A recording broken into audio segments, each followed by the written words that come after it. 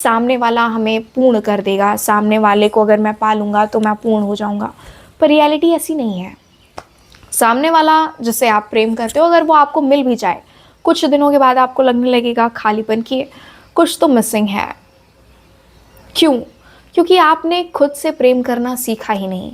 जब आपने खुद से प्रेम नहीं करना सीखा तो वो अधूरापन आप दूसरों में कब तक ढूंढोगे? आज इसमें ढूंढोगे, कल उसमें ढूंढोगे। ओके, सो हाय एवरीवन, मेरा नाम श्रुति है और आप सब देख रहे हैं योर लिटिल सिस्टर।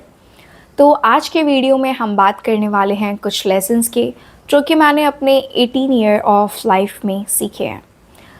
अगर आप एक टीनेजर हो और you are under 21, I think कि तुम्हें ये वीडियो देखनी चाहिए, क्योंकि ये वीडियो मेरे खुद के लाइफ एक्सपीरियंसेस से, कुछ किताबों के नॉलेज से, फैमिली के नॉलेज से और कुछ फ्रेंड्स से इंस्पायर्ड हैं। तो you should definitely watch this video. ये वीडियो हिंदी में होने वाला है एंड अगर आप इंग्लिश में कंफर्टेबल हो then you can check out my another channel also. तो बिना टाइम वेस्ट किए let's move on to the video. पहला लेसन, मार्क्स ही सब कुछ नहीं होता। एग्जैक्टली हम इंडियन फैमिलीज़ में पेरेंट्स का काफ़ी कहना होता है कि 10th में तुम्हें बोर्ड्स में अच्छे मार्क्स स्कोर करने हैं, 12th के बोर्ड्स में तुम्हें अच्छे मार्क्स स्कोर करने हैं, तो तुम्हारी लाइफ सेट हो जाएगी। काफ़ी एक्सपेक्टेशंस होते हैं फैमिली में, ठीक है, और काफ़ी प्रेशर भी होता है बच्चों पे। पर मैं ऐसा भी नहीं कह रही कि उनका कहना गलत है, पर मार्क्स ही सब कुछ नहीं होता। जो मार्क्स को अचीव करने के लिए तुमने जो कंसिस्टेंसी, जो लगातार मेहनत करी, जो एफर्ट्स पुट करे, जो शिद्दत से पढ़ाई पढ़ी, ठीक है, वो मैटर करता है इन द एंड।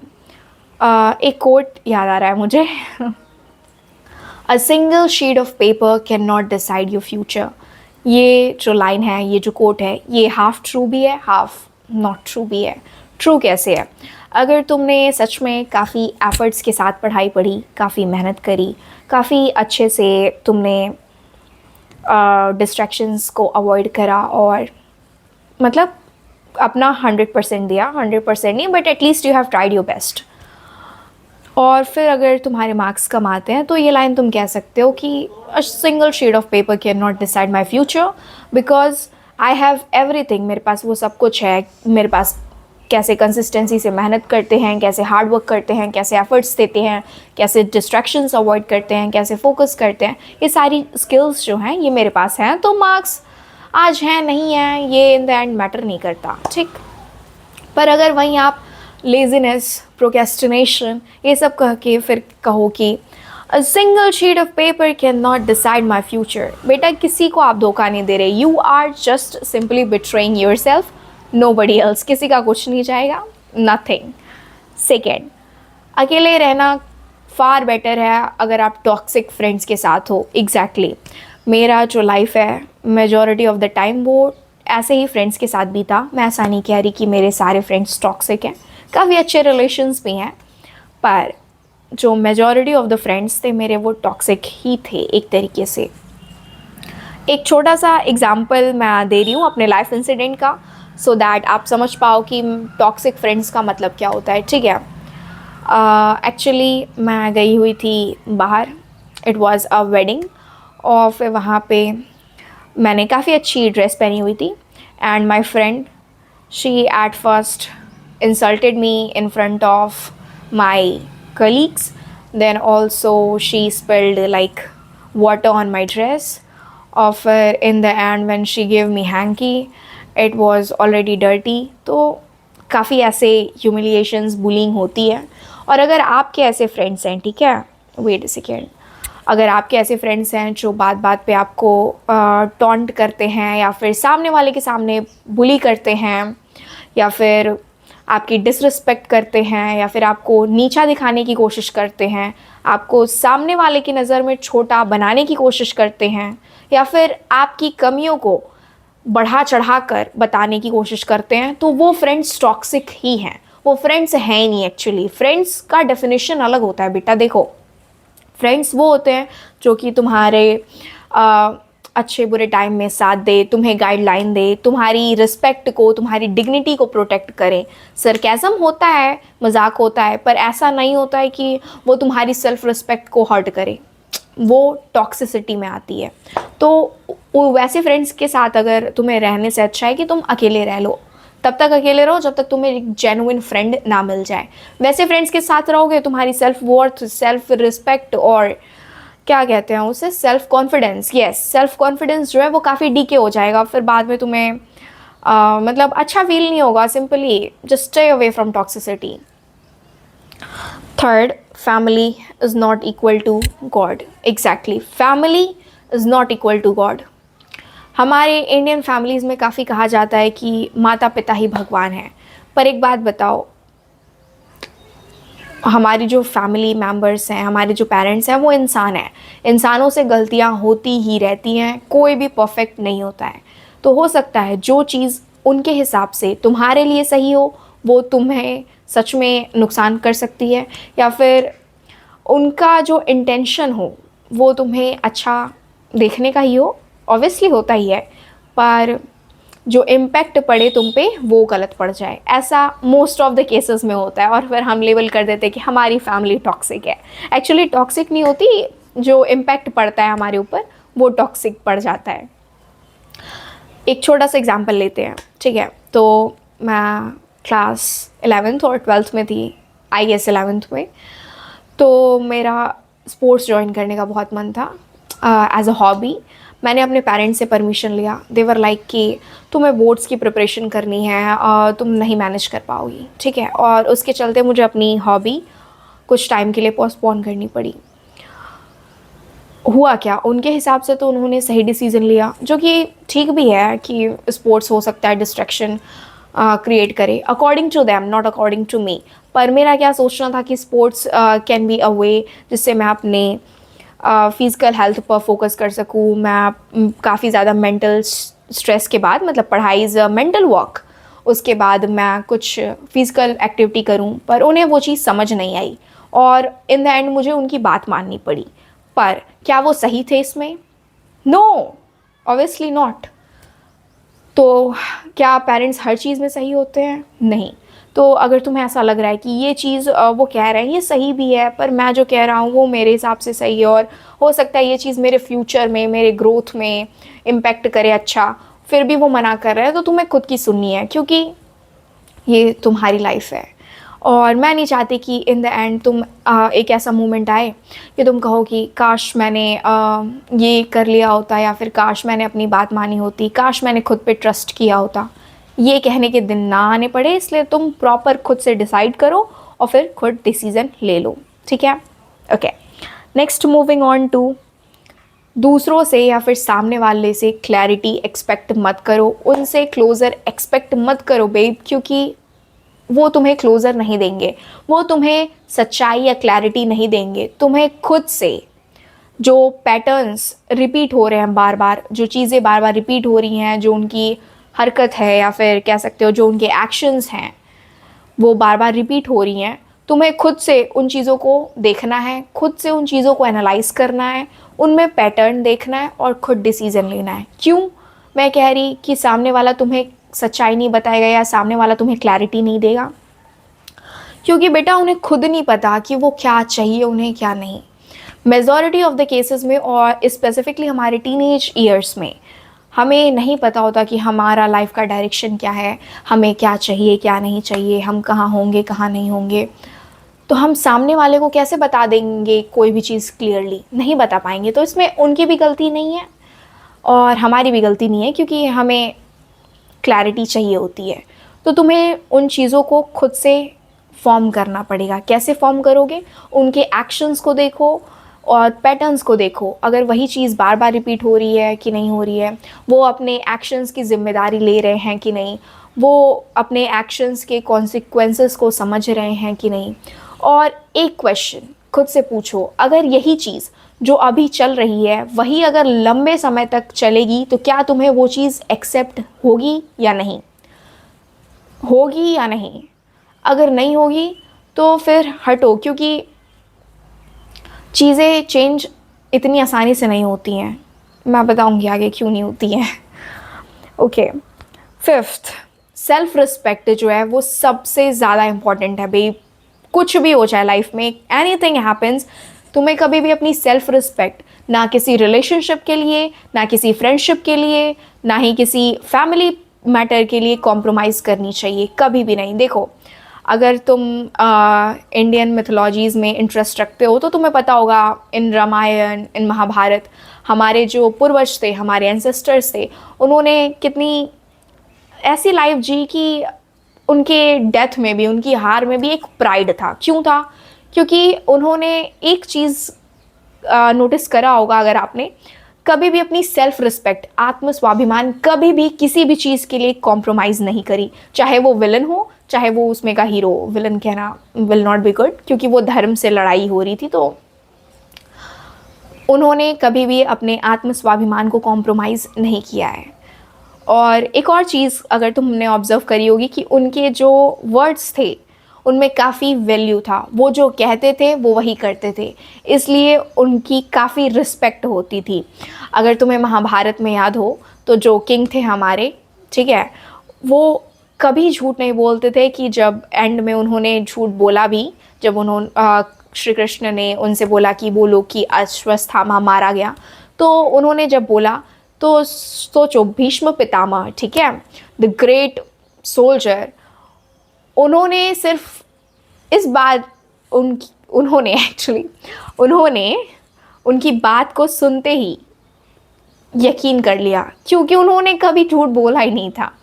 उनकी बातों में इतनी वैल्यू थी कि वो पता है कि वो हमारे साथ छल कर सकते हैं, वो हमारे इस समय विपक्ष में हैं, पर फिर भी उन्होंने बोला है, इसलिए ये बात झूठ नहीं होगी। क्यों? क्योंकि उनकी बातों में वैल्यू हुआ करती थी। इसीलिए तुम्हें भी अपनी लाइफ ऐसी ही जीनी है, उन स्टोरी से इंस्पायर्ड हो।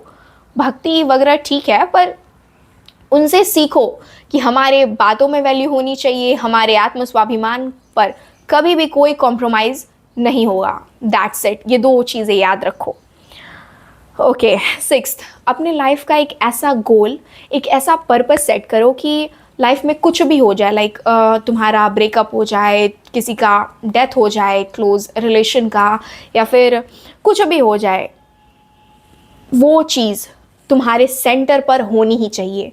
कुछ भी हो जाए, मुझे वो चीज़ चाहिए, मतलब चाहिए। एक ऐसा गोल, एक ऐसा पर्पस सेट करो जो तुम्हें किसी भी डिस्ट्रैक्शन से, किसी भी दर्द से, किसी भी ट्रॉमा से, हर चीज़ से खींच कर अपने सेंटर पे लेके आए कि कुछ भी हो जाए, मुझे ये चीज़ चाहिए, और चाहे लंका में आग लगी हो, पर मेरे को ये काम करना है तो मैं ये करूँगा, क्योंकि ये चीज़ मुझे चाहिए। ऐसा कोई एक गोल होना चाहिए लाइफ में, तभी तुम अपने जो सेंटर से ज़्यादा देर तक दूर नहीं रह पाओगे। आई मीन यस, तुम्हारे सेल्फ रिस्पेक्ट को भी वो बचाएगी, क्योंकि वो कहेगी मैं हूँ तुम्हारे पास, तुम्हें किसी से किसी चीज़ के लिए भीख मांगने की ज़रूरत नहीं है, तुम आओ मेरे पास। ऐसा पर्पस होना चाहिए, ऐसा गोल होना चाहिए, ठीक। Next, love your self first, fix your self before fixing others. Exactly, तुम्हें पहले खुद से प्रेम करना सीखना होगा। हमारे एक महान फिलोसफर हैं ओशो, उनका काफ़ी कहना था, प्रेम जो है पहले खुद से करना सीखो, सामने से बाद में देखना, ठीक है। हमें लगता है कि सामने वाला हमें पूर्ण कर देगा, सामने वाले को अगर मैं पालूंगा तो मैं पूर्ण हो जाऊंगा, पर रियलिटी ऐसी नहीं है। सामने वाला जिससे आप प्रेम करते हो, अगर वो आपको मिल भी जाए, कुछ दिनों के बाद आपको लगने लगेगा खालीपन की कुछ तो मिसिंग है। क्यों? क्योंकि आपने खुद से प्रेम करना सीखा ही नहीं। जब आपने खुद से प्रेम नहीं करना सीखा तो वो अधूरापन आप दूसरों में कब तक ढूंढोगे? आज इसमें ढूंढोगे, कल उसमें ढूंढोगे, वो चीज़ बढ़ती ही जाएगी, ख़त्म नहीं होगी। खुद को जानो, खुद को पहचानो, खुद से प्रेम करो। और एक बहुत इम्पॉर्टेंट चीज़ जो कि गर्ल्स में ज़्यादा पाई जाती है, क्यों, और टीनेज ईयर्स में तो मोस्टली, सामने वाले को फिक्स करना बंद करो, ठीक है। मैं कह रही, सामने वाले को फिक्स करना बंद करो, नहीं तो मार पड़ेगी। तुम खुद के रूटीन्स को देखो, खुद के स्टडी शेड्यूल्स को देखो, खुद की पर्सनालिटी देखो, खुद की फिजिक देखो, क्या ये सब वैसी हैं जैसी तुम्हें चाहिए थी? ऐसी हैं? अगर ऐसी हैं तो ठीक है, तुम कोशिश कर सकते हो, पर अगर ऐसी नहीं है तो तुम्हें कैसे लग रहा है कि तुम सामने वाले को फिक्स कर दोगे? एक बात बताओ, ऑनेस्ट क्वेश्चन, खुद को चेंज करने में, खुद को बदलने में जब इतनी मेहनत लगती है तो तुम्हें कैसे लग रहा है कि तुम सामने वाले को बदल दोगे जब तक वो खुद ना चाहे कि वो बदलेगा? कर सकते हो ऐसा? नहीं कर सकते। ये एक बिल्कुल स्टूपिड थॉट है, स्टूपिड ईगो है, या ईगो कह सकते हैं हम। ये तुम्हारा जो ईगो है कि मैं सामने वाले को बदल दूंगा, इसे हटाओ, क्योंकि बदलना वो सिर्फ और सिर्फ जब तक खुद इंसान ना चाहे तब तक नहीं बदल सकता, और चाहने से भी कुछ नहीं होता। उसके लिए प्रॉपर एफर्ट्स चाहिए होते हैं, काफ़ी हार्ड वर्क लगता है, काफ़ी इंटेंशन लगता है, काफ़ी इंटरनल वर्क लगता है भी। तो ये सोचना बंद करो कि तुम सामने वाले को फिक्स कर दोगे, पहले खुद को फिक्स करो। सामने वाला अगर फिक्स होना चाहेगा तो वो तुम्हें देखेगा, तुमसे इंस्पायर्ड होगा, वो खुद को फिक्स कर लेगा। और अगर तुम सारी एनर्जी जो कि तुम्हें खुद में इन्वेस्ट करनी थी वो तुम सामने वाले में लगा रहे हो, ठीक है, एक टाइम आएगा कि तुम पूरी तरीके से ड्रेन हो जाओगे, मेंटली, फिजिकली, इमोशनली। सामने वाले देखेगा कि इसमें तो कोई स्पार्क बचा ही नहीं है, चाहे वो फैमिली ही क्यों ना हो, कोई स्पार्क बचा नहीं है, कोई इंस्पिरेशन मिल ही नहीं रहा है, वो चला जाएगा। They will distance themselves from you. ये हार्श है पर ये ट्रुथ है। अगर तुम्हें सिस्टम में रहना है, अगर तुम्हें सोसाइटी में रहना है, अगर तुम्हें डायनेमिक में रहना है, तो तुम्हें अपनी वर्थ और अपनी वैल्यू बना के रखनी पड़ेगी, ठीक? ओके ज़्यादा हार्श हो गया, sorry guys. Being honest and pure doesn't guaranteed peace. Exactly. अगर तुम्हें लग रहा है कि मैं ईमानदार हूँ, मैं सच्चा हूँ, मैं बहुत इनोसेंट हूँ, तो मुझे शांति मिल जाएगी, या फिर मुझे वो चीज़ मिल जाएगी तो मुझे शांति मिल जाएगी, मुझे वो इंसान मिल जाएगा तो मुझे शांति मिल जाएगी, पर ऐसा नहीं है, नहीं है।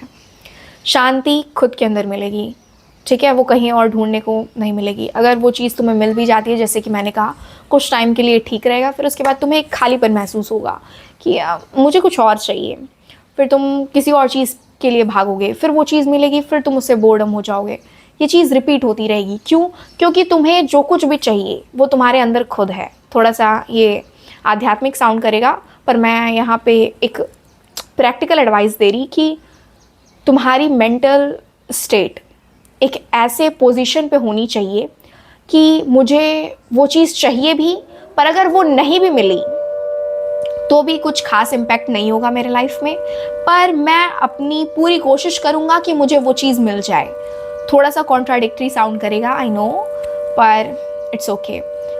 तुम्हारा जो मेंटल स्टेट है वो ऐसा होना चाहिए कि मैं वो चीज़ पाने के लिए अपनी पूरी कोशिश करूँगा, पर अगर वो चीज़ मुझे मिल भी जाती है या नहीं भी मिलती है तो भी मेरी खुशी जो है, मेरी शांति है, वो उस चीज़ पे डिपेंड नहीं करेगी।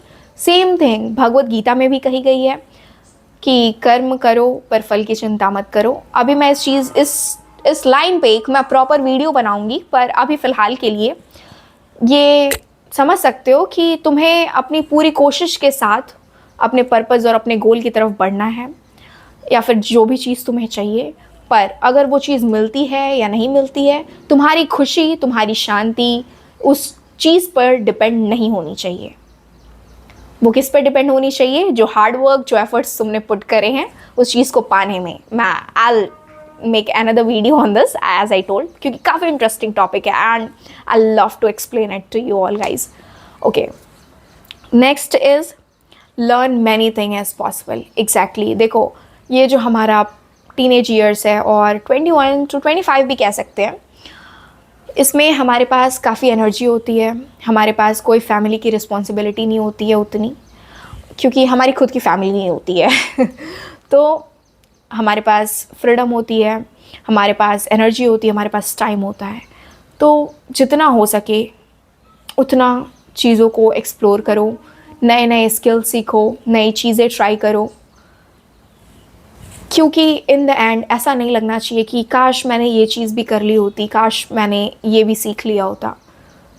Just give your energy in learning anything you want, complete dedication के साथ।